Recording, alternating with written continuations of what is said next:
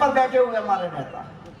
यहाँ पर कोई भाजपा वाला है, कोई कांग्रेस वाला है, कोई और पार्टी का है, और यही बात अगर सालों सालों तक चलती रही, जब भी समाज की कोई बात आए, जब भी समाज की कोई मांग आए, तो पार्टी को ऊपर उठ के जब मंच पर एक साथ बैठेंगे तो किसी भी बात, चाहे वो समाज के हित की हो, चाहे समाज के राजनीतिक की हो, चाहे समाज के शिक्षण की हो, कभी भी हम पीछे नहीं हट सकते जब तक ये शक्ति रहेगी। हम हर वक्त आगे बढ़ते हैं। और यहां से दो चार चीज बहुत ही महत्वपूर्ण है। जब मैं गुजरात में आंदोलन कर रहा था और उस वक्त मुझे गुजरात से 6 महीने के लिए बाहर भेजा गया, तो मैं उदयपुर में रहता था। हमारे पुष्कर जी डांगी ने मुझे 6 महीने के लिए घर दिया था और उस टाइम काफी उनको तकलीफ भी होती थी, लेकिन समाज का लड़का हूँ, समाज का भाई हूँ, और वो मेरे समाज के बुजुर्ग है, ये मान के मुझे 6 महीने के लिए उनके घर पे रुकने का मौका मिला था। और इस बात को मैं हर वक्त माथे पर ऋण लेकर घूमता हूँ कि राजस्थान के डांगी पाटीदारों ने मुझे 6 महीने के लिए आसरा दिया था, और उस ऋण को कभी चुकाना पड़ेगा, तो उसी के लिए मुझे यहाँ बार बार आना भी पड़ेगा। और उस टाइम डाया भाई वगैरह डूंगरपुर, बांसवाड़ा से, सलूंगर से, उदयपुर मुझे मिलने के लिए आते, तो टीएसपी क्षेत्र की बहुत बात करते थे कि हमारे वहां पंचायत से लेकर पार्लियामेंट तक हमारे डांगी पाटीदार पटेल कभी चुनाव नहीं लड़ सकते, उनको नेतृत्व का अधिकार नहीं मिलता, शिक्षा की बात हो, रोजगारी की बात हो, ये प्रॉब्लम है। और उस टाइम में मैंने उस पर काफी चर्चाएं भी उन लोगों से की थी, और खासकर जितने भी लोग यहां से बोले, जब भी कोई बात हम करें तो उस पर हमें ज्ञान जरूर होना चाहिए। ये जो टीएसपी की जो बात है, टीएसपी की बात को लेकर हमें काफी चर्चाएं तो जरूर करनी है, लेकिन उसका ज्ञान भी हम लोगों को होना चाहिए। हमें टीएसपी हटाने की बात नहीं करनी चाहिए, हमें टीएसपी में रोस्टर लागू कराने की बात करनी चाहिए, जिस पर हमें जोर जोर से बात करनी चाहिए। रोस्टर का मतलब क्या है कि हर साल 5 साल के बाद कभी एससी का है, कभी एसटी का है, कभी ओबीसी का है, कभी जनरल का है। अगर रोस्टर लागू होगा तो ओबीसी के नाते पाटीदार डांगी पटेल समाज को नेतृत्व करने का, प्रतिनिधित्व करने का अधिकार मिलेगा। और ये बात मैं इसलिए बोल रहा हूं कि जब हमने गुजरात में आंदोलन किया तो हमने उस पर ज्ञान नहीं था, हमने बड़ी आवाज पे सरकार से अलग अलग मांगे रखते थे, लेकिन जब पुस्तिका पढ़ने बैठे, जब बुक पढ़ने बैठे, और तब जब उसके लिए हमने सरकार से बात की, सरकार से वार्तालाप की, तो आज मुझे आपको ये बताते हुए बड़ा खुशी होता है कि हमारे आंदोलन के कारण पूरे भारत में 10% ईबीसी लागू हुआ, और आज पूरे देश के लोगों को 10% ईबीसी का साथियों लाभ मिलता है। गुजरात में बिन आरक्षित वर्गों के लिए निगम बना, क्योंकि गुजरात में पाटीदार समाज ओबीसी में नहीं आता, जनरल में आता है। गुजरात में पटेल समाज जनरल में आता है, ओबीसी में नहीं आता। क्योंकि ज्ञान के साथ अगर हम काम करेंगे तो हमें सफलता मिलेगी। और इसीलिए मैं यहाँ मंचस्थ, यहाँ की जो हमारी सरकार, आपकी जो सरकार है, उसके जो भी यहाँ नेता बैठा है हो, उनसे भी मेरी ये गुजारिश है, और उसमें कोई पक्षपात नहीं, दोनों पार्टी के प्रमुख लोग जो डूंगरपुर में रहते, उदयपुर में रहते, बांसवाड़ा में रहते, उन लोगों के साथ वहां जाके सरकार से बात करनी चाहिए, और यहां से नोटिफिकेशन हमें केंद्र में भेजना चाहिए कि यहां पर हमारा रोस्टर लागू होना चाहिए। दूसरी एक बात बहुत अच्छी यहां से हुई कि हमें राज्य सरकार ओबीसी का दर्जा देती है, लेकिन केंद्र सरकार में हमें ओबीसी का दर्जा नहीं मिलता। यही बात हर स्टेट में कई बार होती है। गुजरात में भी हमारे जो अंजना पटेल, वो गुजरात में ओबीसी में आते हैं, सेंट्रल में ओबीसी में नहीं आते, और उसके कारण कई बार ये चर्चाएं होती थी कि अगर हमें स्टेट की सरकारी नौकरियों का लाभ मिल जाता, लेकिन जब सेंट्रल की सरकारी नौकरियों में जब भाग लेना हो तो हमें जनरल में जाना पड़ता था।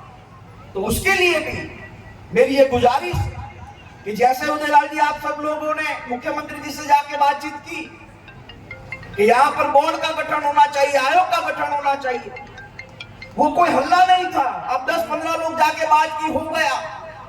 उसी प्रकार सेंट्रल में ओबीसी का दर्जा दिलाने के लिए उनसे प्यार से 10, 15, 20 लोग, प्रमुख लोग जाके बात करें और उनसे कहे कि आप हमारे खातिर आपकी सरकार ओबीसी सेंट्रल में पाटीदार डांगे पटेलों को स्थान मिले, उसके लिए यहाँ से नोटिफिकेशन वहां भेज दीजिए। वहां जाके जो काम करवाना होगा वो काफी लोग है, वहां से जाके भी वो काम करा सकते हैं। ये दो चीज बहुत ही महत्वपूर्ण है। और तीसरी बहुत अच्छी और महत्वपूर्ण बात, राजनीतिक रूप से प्रतिनिधित्व देने की बात। यहाँ प्रेम भाई उसका उदाहरण, जब मैं पुष्कर जी के वहां घर पे रहता था तो मेरे माथे में ऋण था, मैं तो गुजरात चला गया वापिस। फिर आपके यहाँ 2018 का राजस्थान का विधानसभा का चुनाव आया, पुष्कर जी का टिकट काट दिया था। उस समय मैं कांग्रेस में था। पुष्कर जी ने मुझे बताया कि हार्दिक भाई, पूरे राजस्थान में एक भी डांगी पाटीदार को टिकट नहीं मिला, हमें जो यहाँ से मिलती थी वो भी टिकट काट दी गई है। मैं उस समय कांग्रेस में था, मैं रातों रात वहां गया और राजस्थान के इतिहास में उस दिन पहली बार हुआ था कि जिसको टिकट मिली थी उसकी काट कर हमने पुष्कर जी को टिकट दिलवाई थी। लेकिन उसमें गलती किसकी? हमारी। हम उनको जिता नहीं पाए। हम लड़ेंगे, हम जो चाहते हैं वो लाना चाहेंगे, मिल भी जाएगा, लेकिन अगर उसमें हम सफल नहीं होंगे तो फिर क्या होगा? राजनीतिक रूप से हमें जितनी शक्ति का इस्तेमाल करना है वो समय पर करना है, बाकी चीजों पे नहीं। यहां से 10, 15 चीज, 20 चीजें बोली गई, मुझे अच्छी लगी, मैंने सुना, लेकिन उसमें पाटीदारों की बात कितनी थी? बहुत कम थी। हम पाटीदार सब लोगों का झंडा लेके घूमते, सब लोगों का नेतृत्व करते, लेकिन जब हमें कोई तकलीफ होती है तो जिसका झंडा लेके हम घूम रहे हैं वो हमारे साथ नहीं खड़ा रहता है और उसके कारण हमें तकलीफ होती है। आज यहां से 2-4 चीज की बात हुई, मंडी की एक बात हुई, चलिए हम बात करते हैं। तो किसान आप अकेले हैं? किसान तो बाकी कौन भी है। अगर आप उनसे कहिए कि चलो हमें मंडी के लिए लड़ना है, बोले कि नहीं, मार खाएगा पटेल, लाभ लेंगे हम, जेल में जाएगा पटेल, लाभ लेंगे हम। यहाँ जितने भी मेरी माता बहनें बैठी है ना, सब शिवाजी और सरदार पटेल पैदा करना चाहती है, लेकिन अपने घर पे नहीं, बाजू वाली रमली के घर पे। मरे तो उसका बेटा मरे, लाभ तो हमने। ऐसा ही होता है। उसी प्रकार हमारा उपयोग ना हो जाए, हमारा कोई फायदा ना ले जाए, उसका ध्यान भी पाटीदारों को जरूरत रखना है साथी,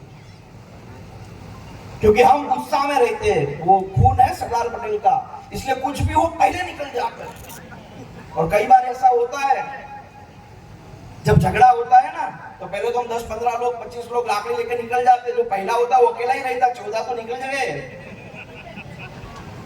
और एक बात बता दूं, हमारे गुजरात में कहावत है, आपके यहाँ भी थोड़ी गुजराती में वो कहावत चलती होगी कि जब खेत हमारा होता है और जब हम खेत पे जाते हैं और मान लीजिए कि कोई पशुपालन पालक हमारा खेत में भैंस चरा रहा है, गाय चरा रहा है, खेत को खराब कर रहा है, तो हमारे वहां एक कहावत बोली जाती है कि 5 भाई वही हो, सीधे चढ़ता वार कर जे। उसका मतलब होता है हम 5 भाई है, हमारे खेत में आने से पहले 10 बार सोच लेना, एक जेल में चला जाएगा, 4 फिर भी खेती कर लेंगे। लेकिन ये बात कब कर सकते हैं? जब हम एक हो। अगर 5 भाइयों में झगड़ा हो, फिर जाके किसी को बोल सकते हैं लड़ाई के लिए?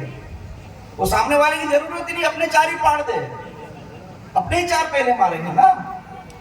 तो मेरी आप सबसे गुजारिश है कि कोई भी लड़ाई लड़नी हो, उसको जीतना है तो पहले अपनी भेदी की लंका मजबूत करनी पड़ेगी। और वो लंका तभी मजबूत होती है जब ऐसे मंच पर जब जरूरत पड़े तब साथ सब लोग बैठे।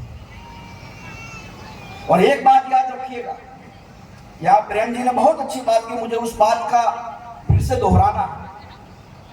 मान लीजिए कि मैं गुजरात का विधायक हूं, अभी विरमगांव मेरा विधानसभा क्षेत्र लगता है, यहाँ के बहुत सारी डांगे पाटीदार वहां होटल चलाते हैं। मैं वहां का विधायक हूं और उनको कभी भी तकलीफ पड़े मैं उनके साथ खड़ा रहूंगा, किसी भी प्रकार का बिना सोचे, क्योंकि मैं विधायक हूं। अब मान लीजिए कि यहां से कोई डांगी पाटीदार गुजरात आ रहा है, अहमदाबाद में कहीं भी एक्सीडेंट हो गया, भगवान करे कभी भी ना हो, लेकिन मान लीजिए कि कभी कुछ तकलीफ हो गई, आज आपका और मेरा रिश्ता बन गया है। आप अहमदाबाद आए, मुझे फोन किया, हार्दिक भाई मेरी गाड़ी कहीं टकरा गई है, कोई मुझे सामने से परेशान कर रहा है, आप तुरंत बात कीजिए। मैं तुरंत वहां के पुलिस इंस्पेक्टर को बोलूंगा, जाओ भाई जाके मेरा भाई आया उसको आप मदद करो। क्यों? क्योंकि मैं विधायक हूं इसलिए। लेकिन मान लीजिएगा 10 साल के बाद मैं विधायक नहीं हूं और आप आए और आपको कोई दिक्कत हुई, तकलीफ हुई, तो शायद मैं फोन तो कर दूंगा पूर्व विधायक के नाते, लेकिन वो पुलिस वाला या कोई भी होगा वो इतना जोर नहीं डालेगा।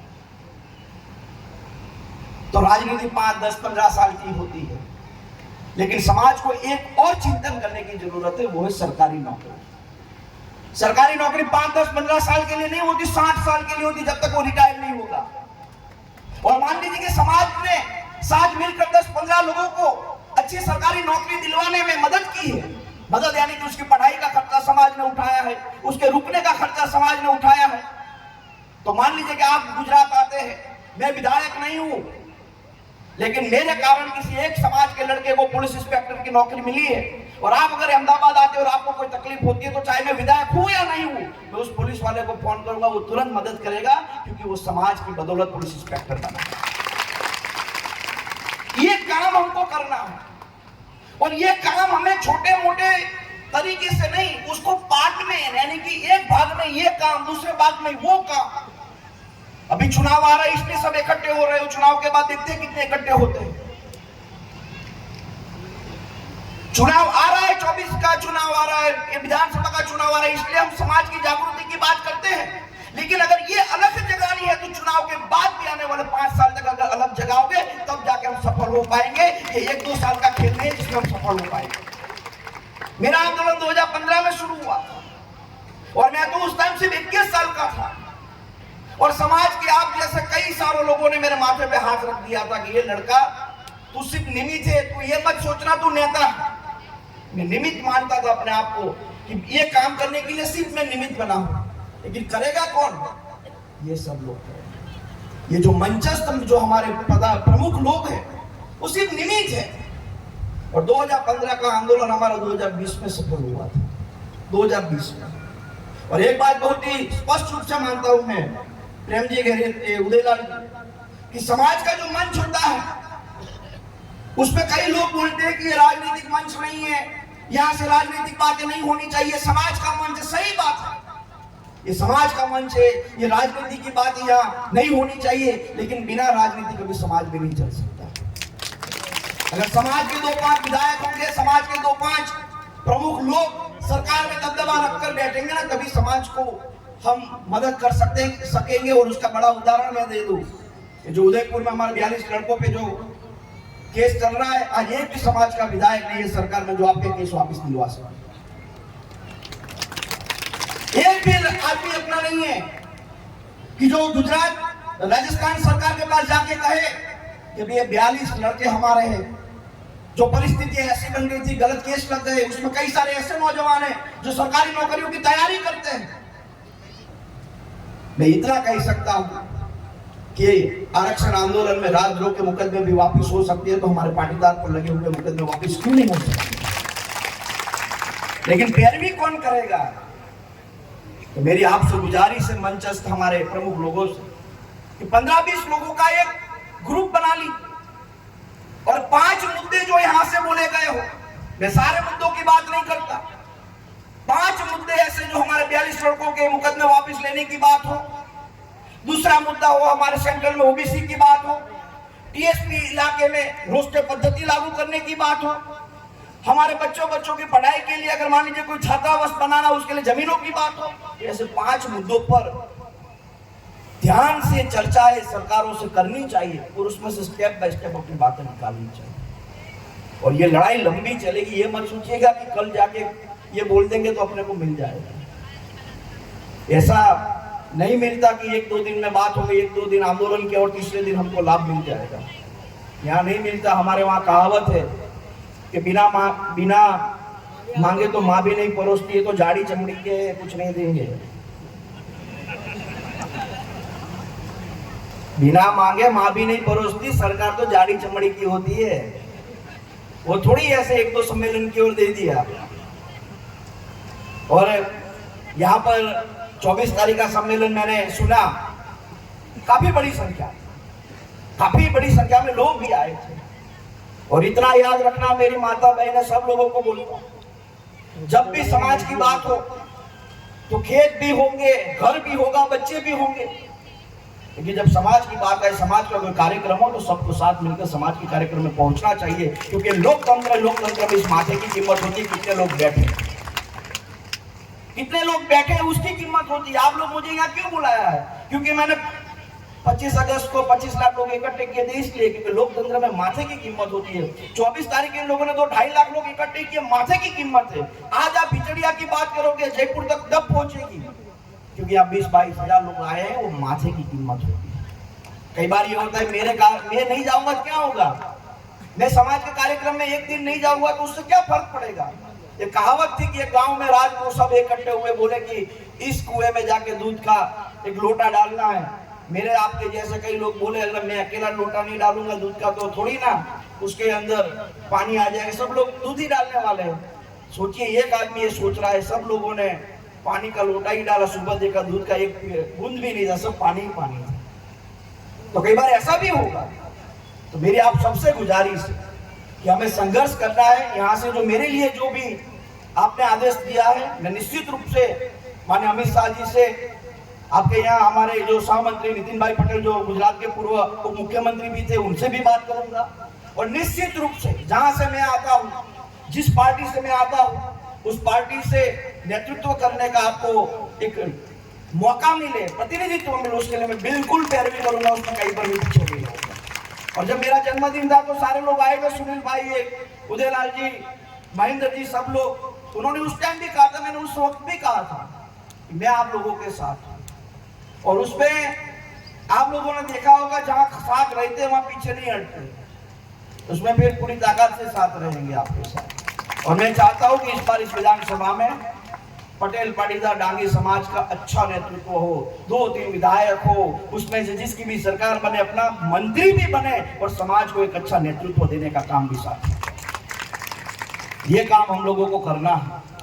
और मैं ज्यादा वक्त नहीं लेना चाहता, लेकिन मेरी जो यहाँ जो पागड़ी लगाई है, जो मुझे भी आप लोगों ने आज ये पागड़ी पहनाई, ऐसे तो मैं उदयपुर में था तो यहाँ से लोग आते तो यहाँ अलग पागड़ी है, वहाँ पर वो अंदर राउंड वाली हो, जो काले पट्टे वाली पागड़ी हुआ करती थी। तो मैंने उन्होंने कहा था कि आपने जो हमें पग पहनाई है उसका हम बिल्कुल लाज रखेंगे, कहीं पर भी आपको ये ना लगे कि इस पागड़ी हमने उस हार्दिक को पहनाई थी, उसका हमें दुख हुआ है। तो हमारी भी जिम्मेवारी कि इसकी लाज रखने का काम भी हम लोग आपके लिए करेंगे। और एक दूसरी मेरी एक विनती है, मैंने सुनील भाई को बोला था कि उत्तर प्रदेश में एक सोनेलाल पटेल करके बहुत बड़े नेता हुआ करते थे, उनकी बेटी अनुप्रिया पटेल जो केंद्र में भी मंत्री है।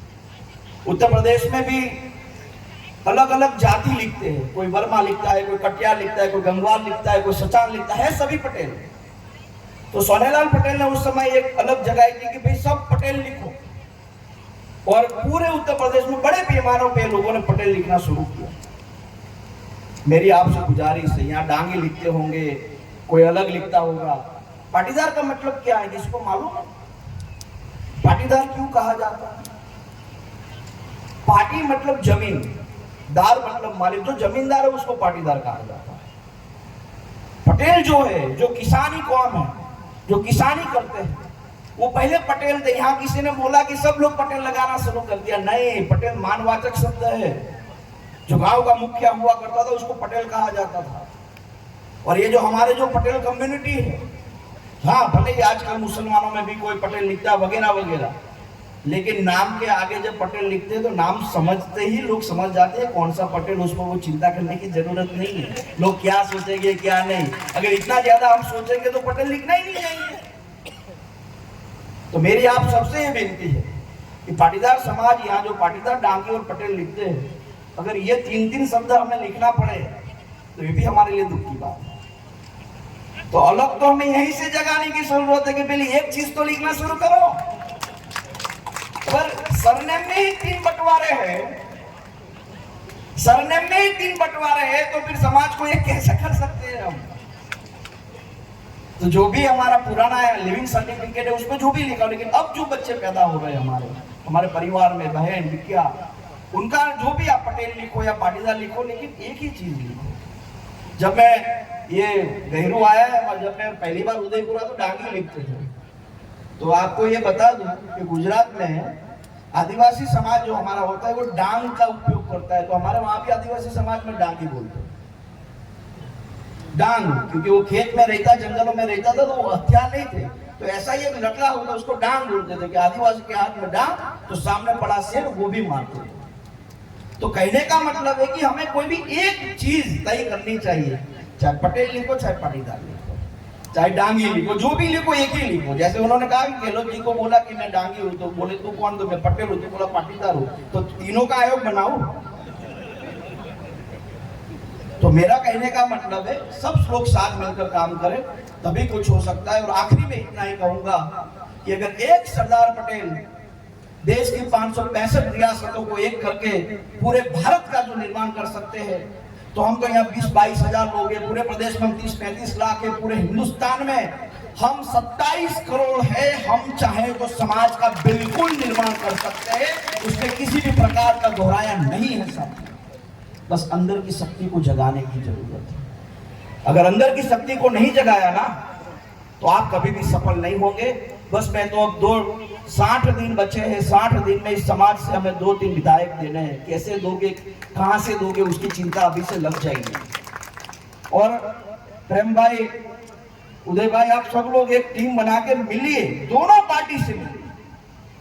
मैं जिस पार्टी का विधायक हूं, फिर भी कहता हूं, आप में अगर किसी को लगता है कि ये समाज राष्ट्र की, राज्य की चिंता कर सकता है, राष्ट्र और राज्य को प्रगति के मार्गों पे आगे ले जा सकता है, वो लोग आपको नेतृत्व देने का काम करेंगे। लेकिन आप साथ नहीं।